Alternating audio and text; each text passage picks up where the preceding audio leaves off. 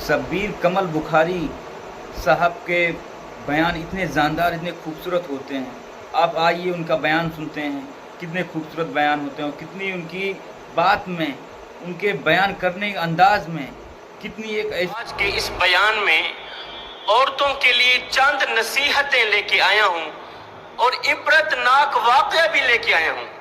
एक ऐसा वाकया जिसे सुनते ही आपकी जिंदगी बदल जाए, औरतों की जिंदगी में इनकलाब लाने वाला इबरतनाक वाकया।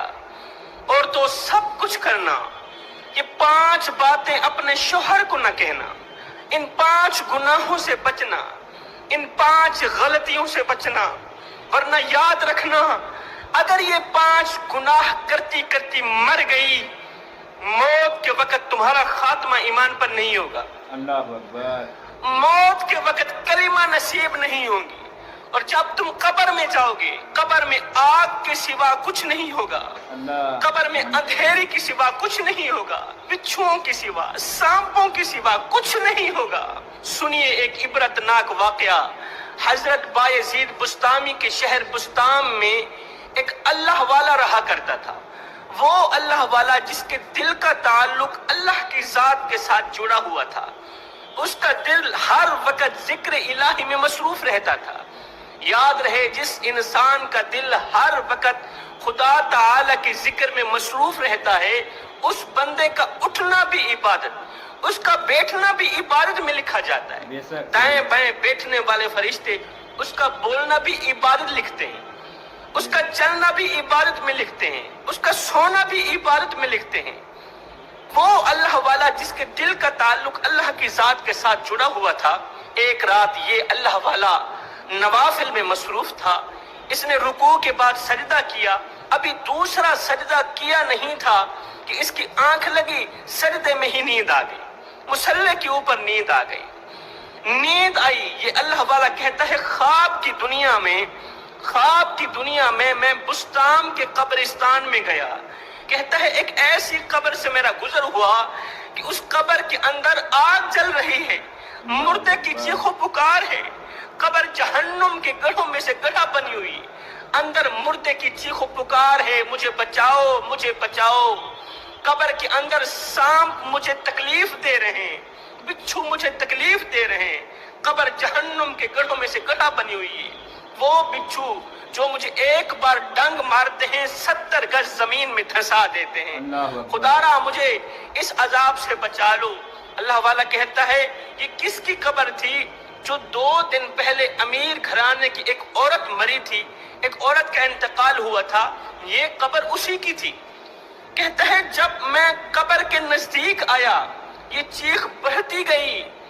उसके अंदर से औरत ने चीख कर मुझे कहा, ऐ बंदा खुदा, खुदारा जाकर मेरे शोहर से कह दो मुझे माफ कर दे, मेरे मियाँ से कह दो मुझे माफ कर दे। जो तेरे साथ दुनिया में काले करतूत करके आई ना, जो खताएं करके आई, जो तेरा दिल दुखा के आई ना, जो मैंने 5 गुनाह किए, बहुत बड़े गुनाह, जो अभी तुम्हें बताने वाला हूं, वो कौन से 5 गुनाह हैं? कहती है मैंने जिंदगी में जो अपने शोहर से 5 गुनाह किए, मेरे शोहर को कहो वो 5 गुनाह माफ कर दे। जब तक वो माफ नहीं करेगा, मुझे मेरा अल्लाह माफ नहीं करेगा। मैं कयामत तक इसी अजाब में जलती रहूं। अल्लाह वाला कहता है कबल इसके कि मैं दोनों हाथ उठा के फातिहा पढ़ता, उसकी बख्शिश के लिए दुआ करता, कुरान मजीद की तिलावत करता, एकदम मेरी आंख खुल गई, एकदम मेरी आंख खुल गई। मैं इबादत खाने से बाहर निकला, अपने घर से बाहर निकला, तलाश करता करता उस औरत के शोहर तक जा पहुंचा। उसके शोहर को रात का सारा ख्वाब सुनाया, सारा ख्वाब बयान किया। वो ख्वाब सुनता भी रहा, रोता भी रहा और अल्लाह का शुक्र भी करता रहा। उसके शोहर ने मुझे कहा चलो कब्रिस्तान चलते हैं। हम दोनों कब्रिस्तान चले, उस औरत की कब्र पर गए। कहते हैं 2 दिन पहले जो गुलाब के फूल चढ़ाए थे कब्र के ऊपर, अंदर जो आग जल रही थी, मेरा ख्वाब सच्चा था। अंदर जो आग जल रही थी, उस आग की तपश की वजह से कब्र के ऊपर ताजा ताजा जो फूल थे जलकर राख हो चुके थे। मुझे पक्का यकीन हो गया था ये जो मेरा ख्वाब है ये सच्चा ख्वाब है। शोहर बीवी की कब्र पर गया, دونوں ہاتھ اٹھائے، بجائے مغفرت کی دعا کرنے، بجائے فاتحہ پڑھنے، شوہر نے آسمان کی طرف دیکھا، کہا مالک اس بدبخت میری بیوی کو کبھی بھی معاف نہ کرنا، اس گنہگار کو کبھی بھی معاف نہ کرنا، اس نے ساری زندگی مجھے تکلیف دی، دکھ دیے، درد دیے۔ اللہ اکبر، اس نے 5 گناہ ایسے کیے، ان گناہوں کی وجہ سے میں بھی اسے معاف نہیں کرتا، مالک تو بھی اسے معاف نہ کرنا۔ قیامت تک یہ عذاب جھیلتی رہے، قیامت تک یہ آگ میں جلتی رہے، بچھو اسے ڈنگ مارتے رہے۔ اللہ والا کہتا ہے میں نے اس شوہر سے پوچھا، بھائی بتا تو صحیح، تیری بیوی دنیا میں کون سے ایسے گناہ کیا کرتی تھی جس کی وجہ سے آج اس کی قبر جہنم کے گڑھوں میں سے گڑھا بنی ہوئی ہے؟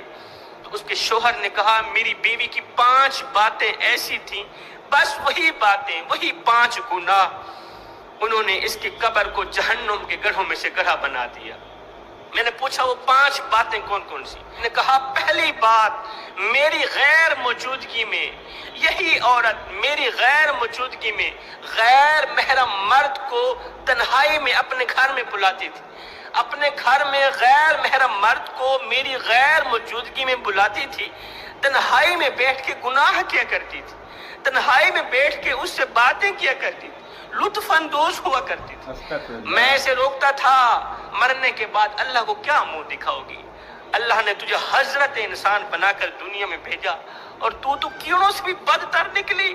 آگے کہتی تھی میری قبر میرا جواب، قبر میں عذاب ملے گا تو مجھے ملے گا، تجھے کیا تکلیف ہے، تو کون ہے مجھے روکنے والا؟ کہتا مجھے غصہ آتا تھا جب میں اسے طلاق دینے کی سوچتا تھا تو میرے چھوٹے چھوٹے بچے ننھے ننھے ہاتھ جوڑ کے کہتے تھے پاپا ہمیں ہماری مما سے جدا مت کرو، ہماری مما کو طلاق مت دو۔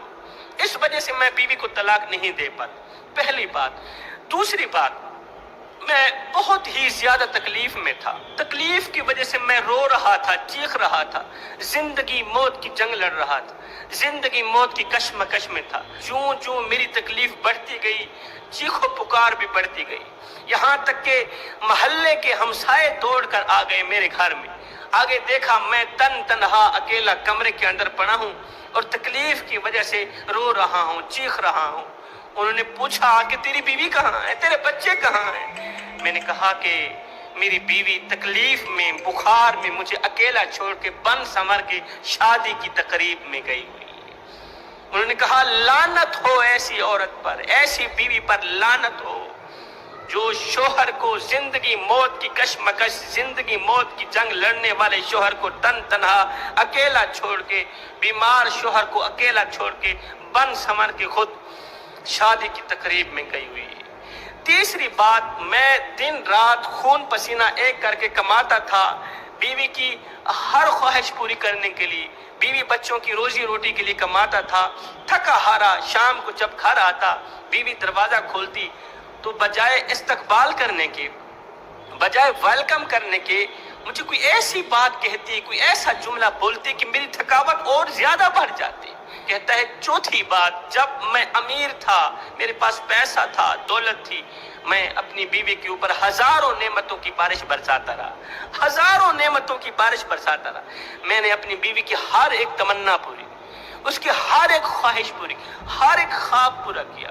وہ جو چاہتی تھی وہ میں دیتا تھا، ہزاروں نعمتوں کی بارش برساتا تھا۔ لیکن جب میں غربت کا شکار ہوا، وہی بیوی کہنے لگی کہ بجائے حوصلہ دینے کے یہ کہنے لگی میں نے آپ میں کبھی کوئی بھلائی نہیں دیکھی، میں نے آپ میں کبھی کوئی بھلائی نہیں دیکھی۔ 5ویں بات، میں اسے کہتا تھا آؤ جس کا کھاتے ہیں اس کا جیت گئے، نماز پڑھیں، قرآن پڑھیں، سجدہ شکر بجا لائیں۔ آگے کہتی تھی میری قبر میرا جواب، تو کون ہوتا ہے مجھے نماز کا کہنے والا؟ نماز نہیں پڑھتی تھی۔ جب اسے طلاق دینے کا سوچتا تھا تو چھوٹے چھوٹے بچے نظروں کے سامنے آ جاتے تھے، ننھے ہاتھ جوڑ کے کہتے تھے پاپا ہمیں ہماری مما سے جدا مت کرو۔ یہ 5 باتیں ایسی تھیں جنہوں نے میرا جگرا پھاڑ دیا، جنہوں نے میرا کلیجہ پھاڑ دیا۔ میں دعا کرتا مالک او میرے رب، اس بدقسمت گنہگار بدکار عورت کو کبھی معاف نہ کرنا، اور یہ عذاب اسے قیامت تک ملتا رہے گا۔ اے اسلام کی مقدس شہزادیوں، زندگی میں کبھی بھول کر کے بھی یہ 5 گناہ نہ کرنا، ان 5 بری۔ ہماری ماں بہنوں کو سمجھنا چاہیے اور زندگی اسلام کی طور طریقے سے جینا چاہیے۔ ہم لوگوں کو بھی غور و فکر کرنا چاہیے، اپنے گھر والوں کو بھی سمجھانا چاہیے، بہن بیٹیوں کو، ماں کو، سب کو سمجھانا چاہیے اور خود اپنے آپ کو بھی سمجھنا چاہیے۔ جتنی جلدی انسان سمجھ جائے وہی بہتر ہے۔ پتہ نہیں کب موت آ جائے، اس کے بعد کیا ہوئے گا کس کو نہیں پتہ، کسی کو نہیں پتہ۔ اس لیے بہتر ہے مرنے سے پہلے مرنے کی تیاری کر لیں بھائی، اور اپنے گھر میں دینی ماحول کریں جس سے اللہ بھی خوش رہے گا، تمہاری دنیا بھی بنی رہے گی، آخرت بھی بنی رہے گی۔ دیکھیے مولانا کیا بتا رہے ہیں، کیسا بیان کر رہے ہیں، کتنی اور ایسا اس کے اوپر عذاب ہو رہا ہے، لیکن اس کا شوہر یہ سب جاننے کا باوجود بھی اس کو معاف نہیں کیا، کیونکہ وہ اتنی بدبخت تھی۔ آئیے ویڈیو دیکھتے ہیں۔ بری عادات سے بچتی رہنا، ورنہ یاد رکھنا تم تباہ و برباد ہو جاؤ گے، تم اجڑ جاؤ گے۔